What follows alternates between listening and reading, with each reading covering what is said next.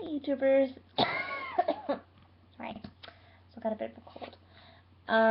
Okay, so this is your reading for next week, and once again I'm going to be using the Psychic Tarot for the Heart by John Holland.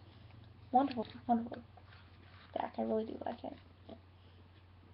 Okay, so again, once again, I'm going to do a 3-card reading. It's going to be the beginning and the middle and the end of the week. Once again, the beginning is bleeding into from last week, and the end is going to be bleeding into next week. So, here we go.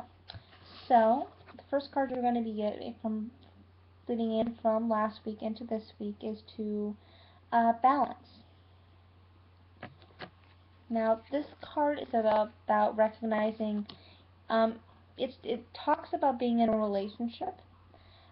So, it doesn't necessarily mean an outside relationship. It could just be a relationship with yourself, or just a close friend, or a family member. But finding where you belong in this relationship, or finding both of your roles in this relationship. And making sure that one of you doesn't dominate in the relationship overly much, where you each just have, you give something and the other person gives something as well.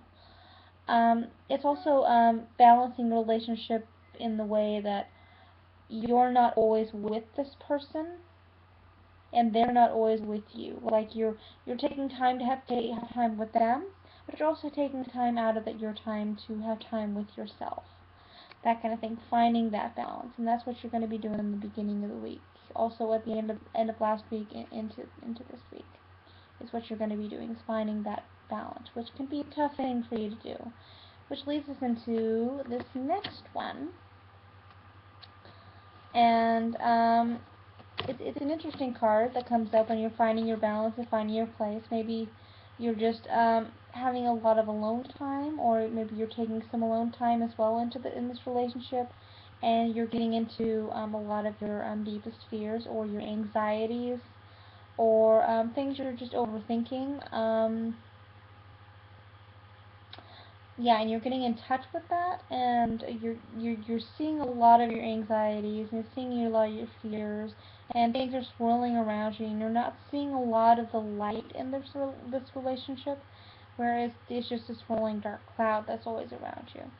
And it's also telling me that you either you can deal with these things by yourself, or if you can't necessarily deal with themselves, find professional help, and give your fears up to spirits, or find some help with this. And I really do think that this is pointing to where you're dealing with these anxieties, and that you don't let them consume you, and that you really do need to find some help outside of yourself to deal with this.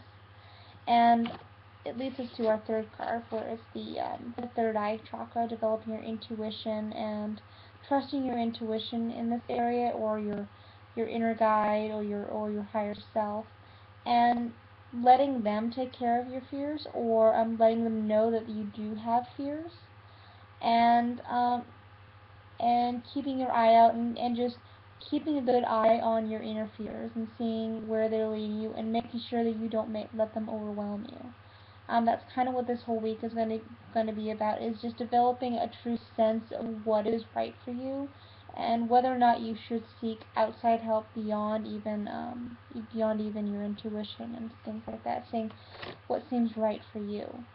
So that's what you'll be dealing with this week. It's going to be kind of a heavy week, and I'm going to draw another card just to give it a little bit more balance. Saying it's not really giving you an action here.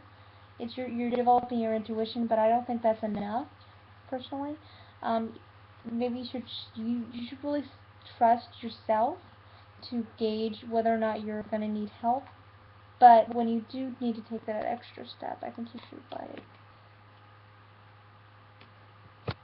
moving on. What does that mean? One more time. Okay, some interesting cards are coming into this, and since this is a relationship deck, it's going to revolve around that.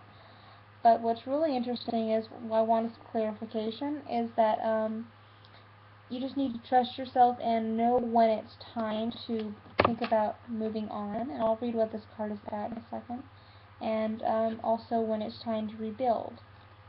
You just need to find out which is the best choice, or if both are the best choice, whether you should be moving on from this particular relationship and rebuild, or start trying to rebuild it from the ground up.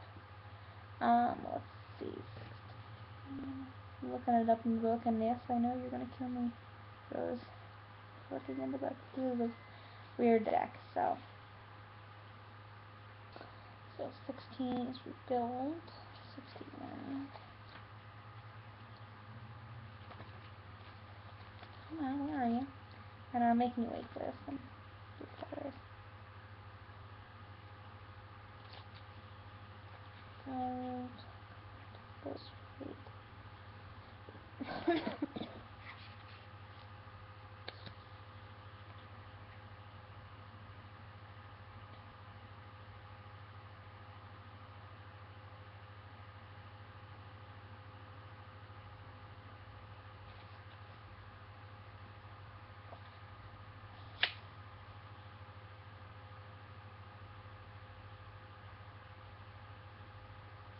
Okay, that's what I thought it was about. And then number 8.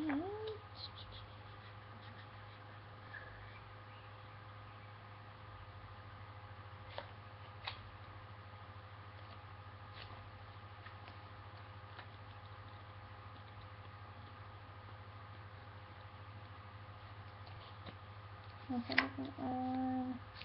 Change cycles.